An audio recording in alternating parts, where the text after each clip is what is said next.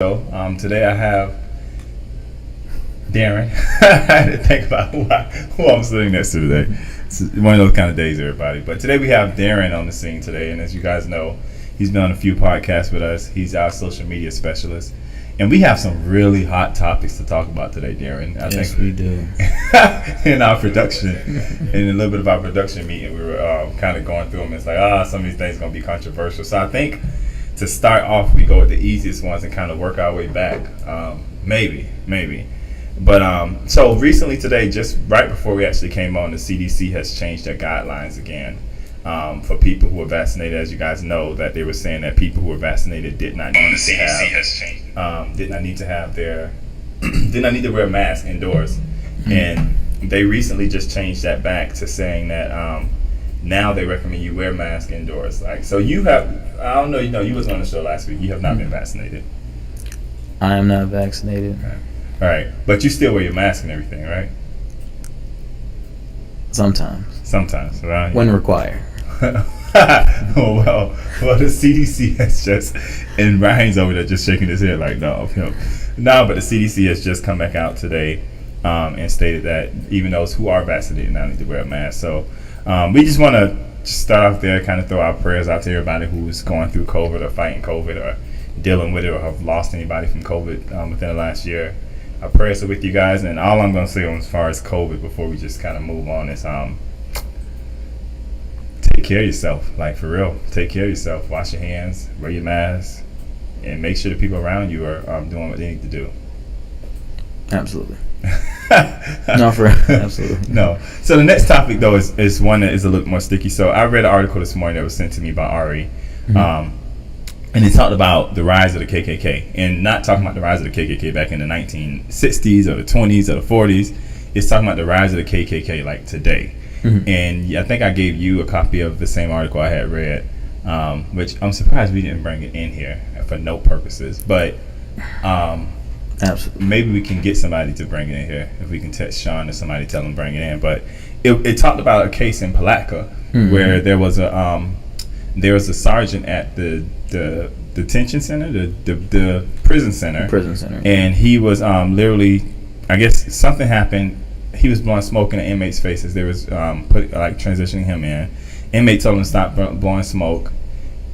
He kept doing it. They got into a fight, and later on found out that sergeant actually was a KKK member, and had plotted to figure out a way to kill the black guy. The black guy was only in prison for like a year, but they had plotted to kill him and to bury his body over somebody else's casket or something like that. But I thought we were past that, man. Yeah, I mean, from the article, it was crazy. They celebrated after it happened and everything, and they said it was a successful murder. But not even knowing that the FBI was an internal, FBI was a part of it. Exactly. Yeah. But I mean, so what does that say for us as a society? Because most of us, I mean, you're younger than I am. Most of us don't picture the KKK as being a threat anymore. Not so much, I think. And I mean, there's a lot of people that speak on it. How they kind of just dressed in new uniforms. Right. They can't wear the same uniforms that, all white uniform. It's pretty obvious now today. But they might be like your local doctor, your police officer, your lawyer, whoever it may be. Which they have the right to be, within judge.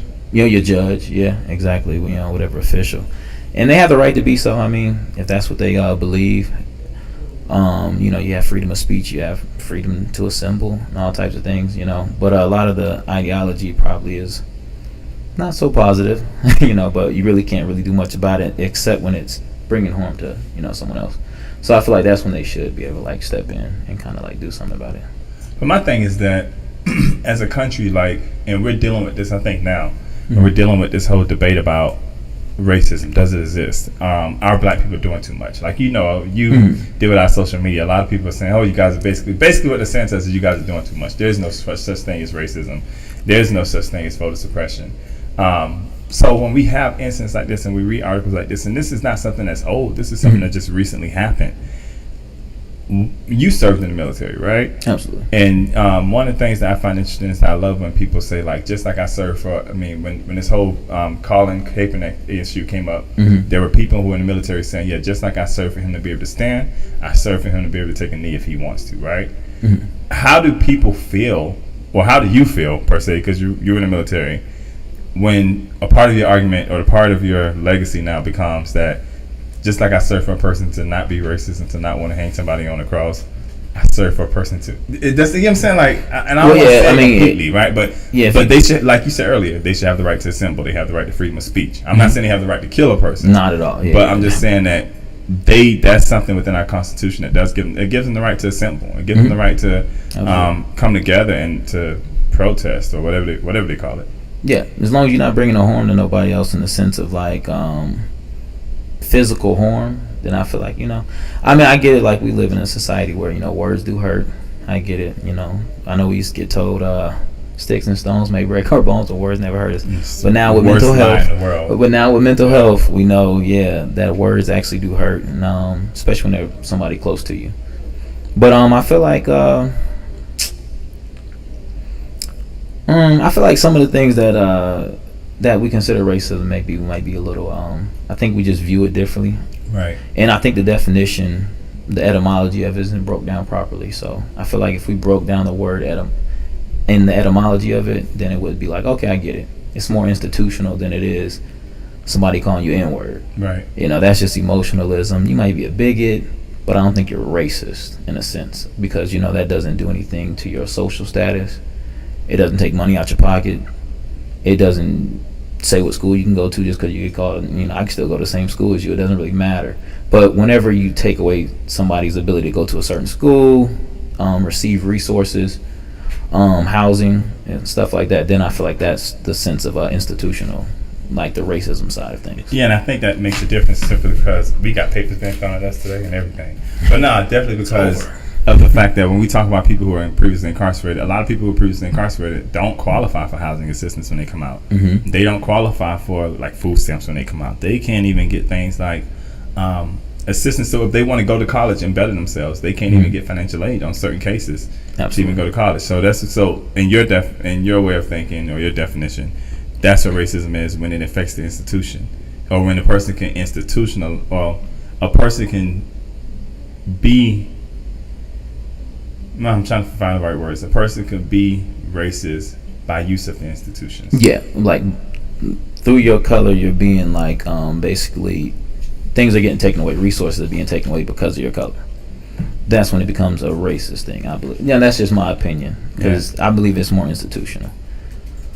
Yeah. Even with COVID, I mean, I think there should be more tests done and more studies done, because even with your example is people coming out of prison that can't receive certain housing. Now, if we do like studies showing that, Asian men, when they get out of prison, they can receive housing, but Hispanics can't as much, then that would show the racist intent of the system.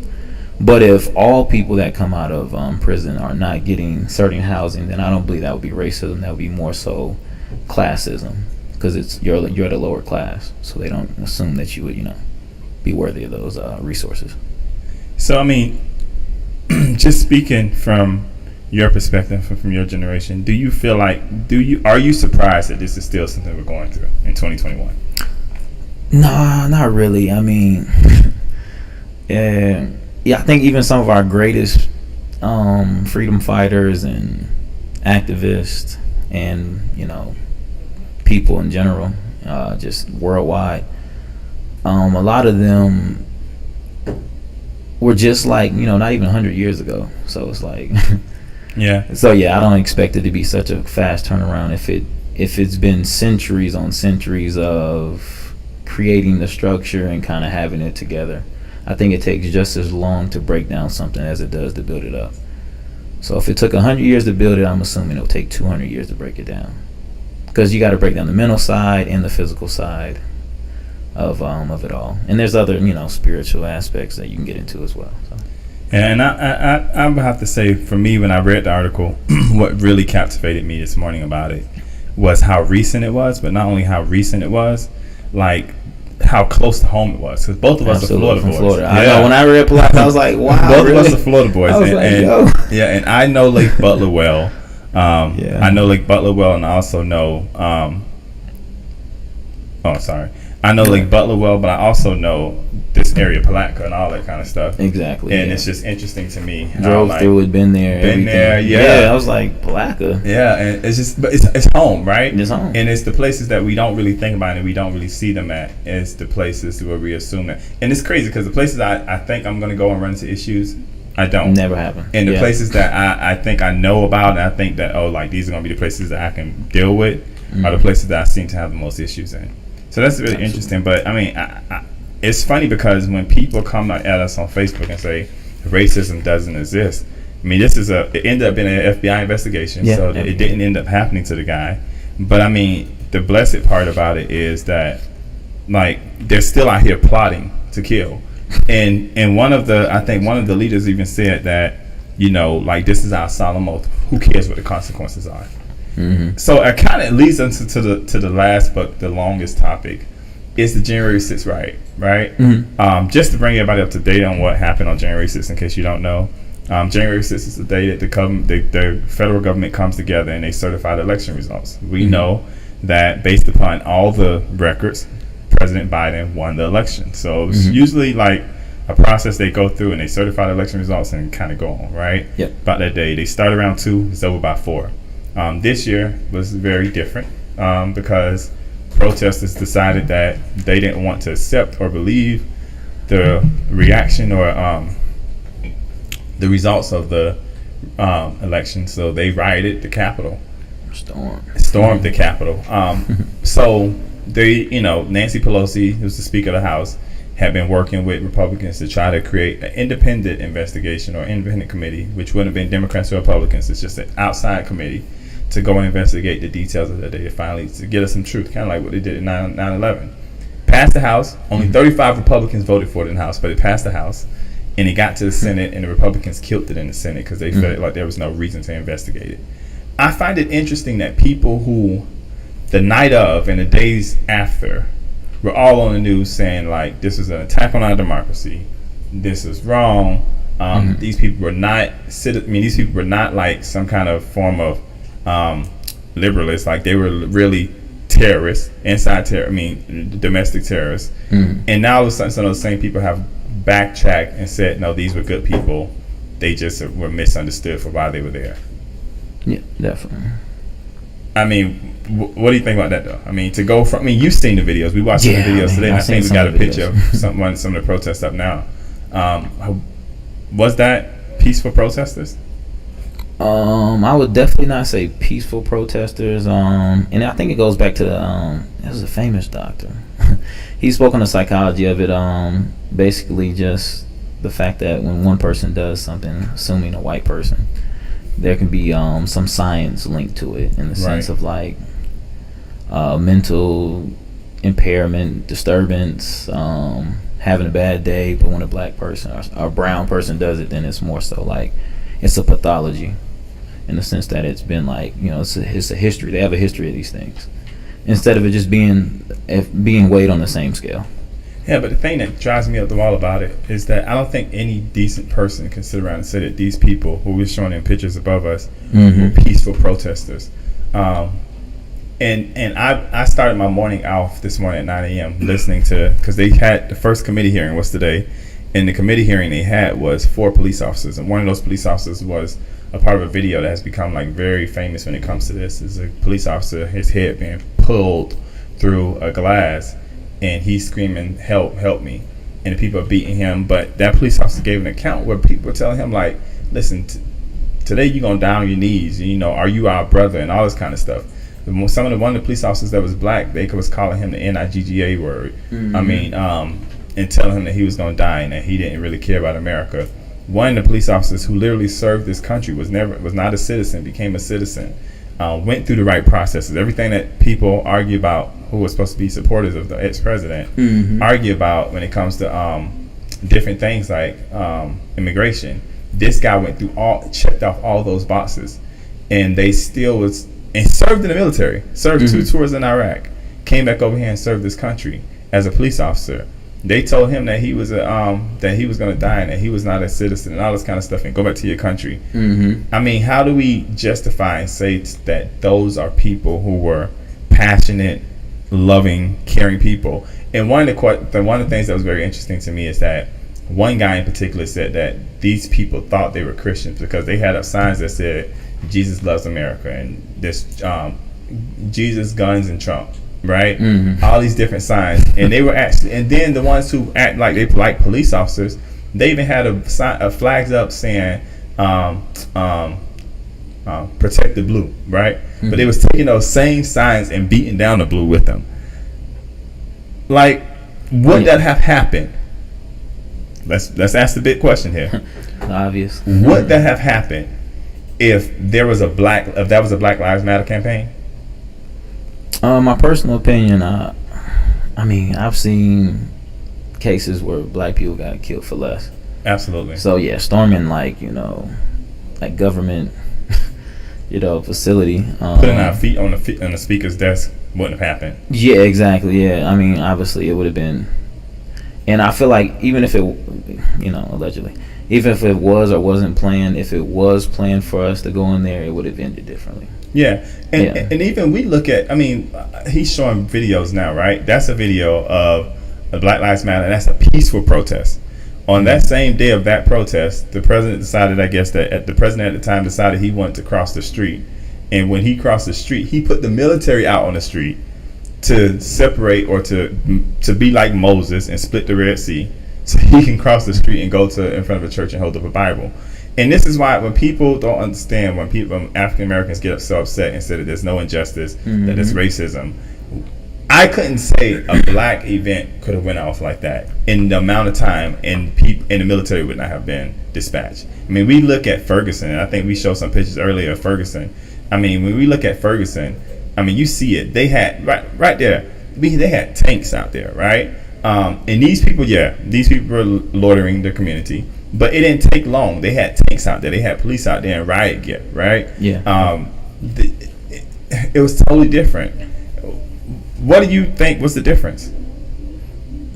The obvious. Yeah. The obvious. It's obvious to us. I hate it. Yeah. Sometimes you hate to even look at it and be like, dang.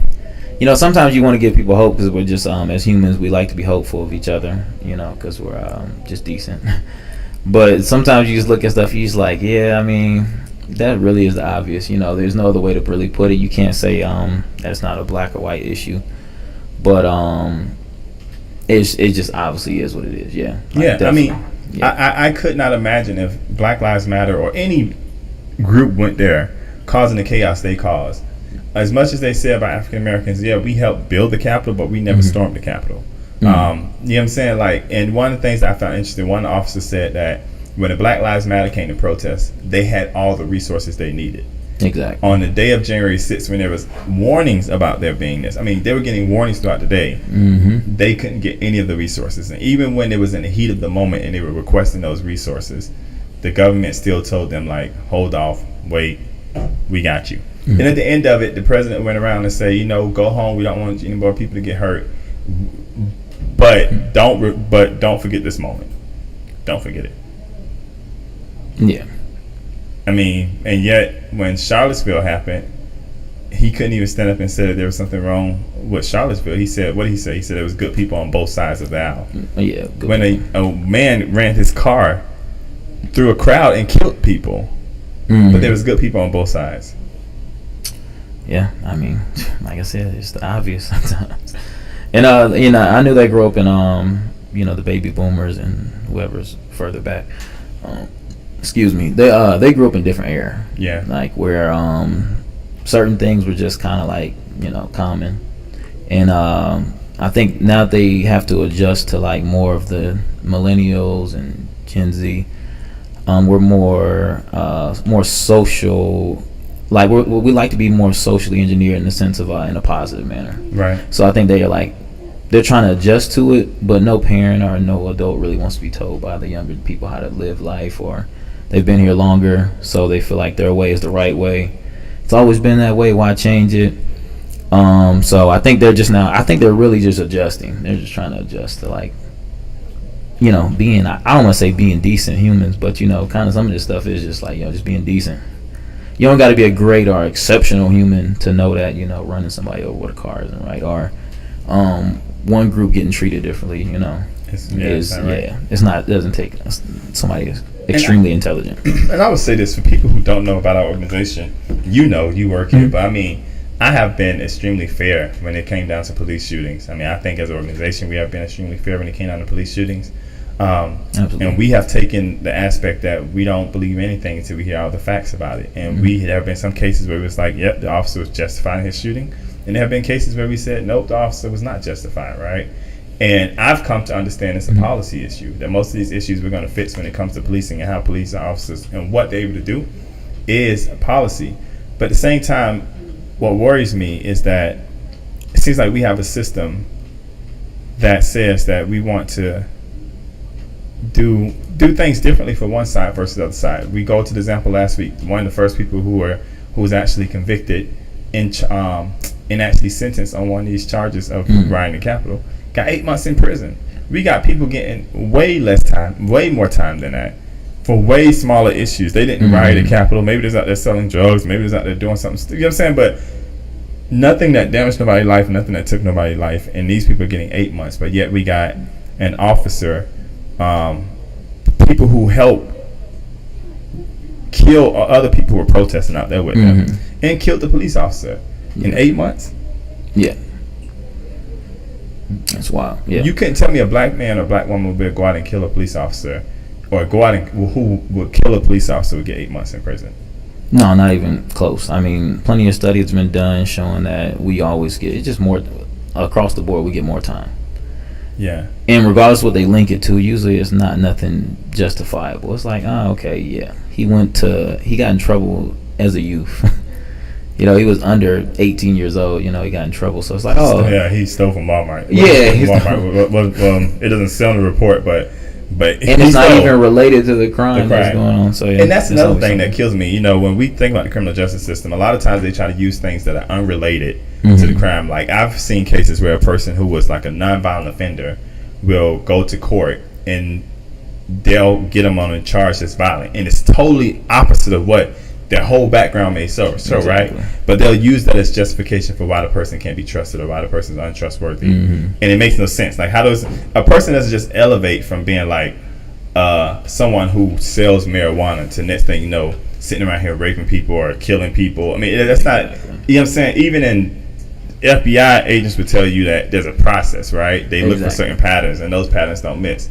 But I would say that when it comes down to this, like, I am disheartened by it. I'm not even gonna lie. I don't know how you can be a person, a human being, a man, a woman, an American citizen, and not see what's going on, not see the way Congress is treating the situation, not seeing how people are playing politics with it. When at the end of the day, the reality is that every politician, every staff member that was in that building left that building without any harm. They may have had a mental harm, they may have bad, some PTSD, but no physical harm was done to them. And the reason why no physical harm was done to them is because there was people like those police officers from DC, police officers from the Capitol Police, the National Guard that went in, who risked their life to protect theirs. And for those people who now have the opportunity to go out and justify or make justification of these people's sacrifice, to be able to say that it wasn't as bad as the news portrays it, or it's not worth the investigation, or this is just simple politics, shame on you. Yeah, I agree. Shame on you. It's definitely disheartening. And I think America in general has to realize that too, in a sense of we always say that we're great, we're this and that. And we are, in a sense, we are a very great country, but then again, it's the things that we whenever you think you're so great that you don't need improvement, that's when it becomes a problem. Because we're not like number one in education, we're not number one in like resources or exports. We're like the only thing we're number one in is incarceration too. Yeah, number one incarceration, and in military weapons, like buying weapons, like that doesn't make you great. You know what I'm saying? In the amount of guns we have on our street, there's no other country by far. Yeah. I think that there was an article that came out recently that said that America the amount of guns we have on our street outnumbers like the rest of the world by almost 3-1. I mean, just because you think about, I've been to other places, some countries where the police officers don't even carry guns. All through West Europe, when I've been to several countries in West Europe, and they every time they see American, they're like, y'all are violent. They're like, yo, y'all are violent countries. Like, we got like mass stabbings here. Y'all got mass shootings every other week or so. So yeah, it's just different. It's different. Definitely different. Yeah. So I would recommend to anybody who has not had a chance to watch. Obviously, all this will be on YouTube. You can go on YouTube and go back and look at it. But go back and look at the hearings that they're doing on Capitol Hill right now. Stay in touch with what's going on, because these people's voices should be heard. And I think it's really sad that as a country, the Democrats and Republicans, and not even Democrats right now, and I'm not going partisan on this, Republicans can't come to the table and say there's a real issue here that we need to look at. And I think that's important, because as a nation, politics, doing the right thing by the nation should always supersede politics, right? And we know these people meant to do us harm. They were going after to try to kill the Speaker of the House, to hang the Vice President, and they even showed a new video today that had not been released yet. The amount of things that people were saying and doing, like it as an American, for me,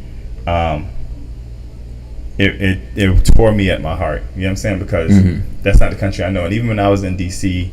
about a month and a half ago, and I stood in front of the Capitol, you could still feel it. You could still feel it, and in a certain way, you could still smell it in the air. Like something's just not right, and that's not the country we are. And like people say all the time, America is a what's the word they use? America is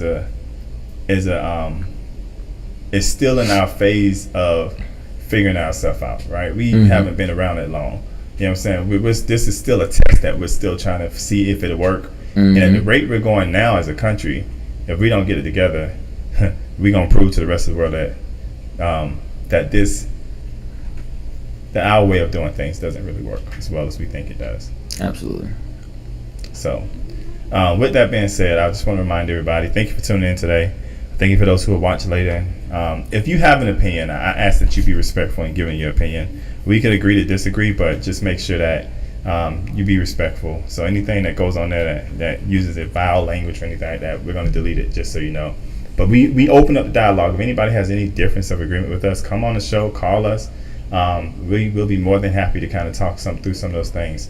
Also, I want to remind everybody, as every show, that I want everybody to join me on August 13th, 2021 at 6 p.m. We'll be at Tabernacle International Church. And even though it's at a church, and even though most of the people we're inviting are spiritual leaders and pastors, it's non-religious, so it doesn't have to just be people who are from the Christian background. We want to bring all faiths together and kind of talk about faith, social injustice, and voter suppression. So join us on August 13th at 6 p.m. where our host will be Apostle Fritz Musser and his beautiful wife, Pastor Lisa Musser.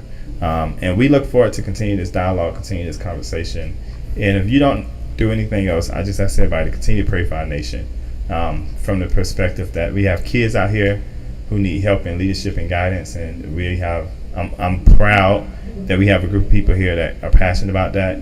We even have somebody who sits behind the camera, who every day he goes out and he works with kids to make sure that they have an outlet, that they can do something different, and that they have mentorship. So I want to give him a shout out too, and the group he just started, which is called First Down for the Future. First Down for the Future, and they're using football as a resource to get some of these young men's attention. So we need to continue to go out here. And also, I want to just throw this out here too. A good friend of mine, Ricky Mims, came by today. He has a group called Count Me In Group. His group does tutoring, and during COVID, they did not stop tutoring. That's the part I love so much about them. They did not stop tutoring. They kept tutoring. They just switched to virtual. But he's also looking for tutors to help him out, because he tutors almost every child, and he has more children now than he really has tutors. So they're looking for tutors to volunteer.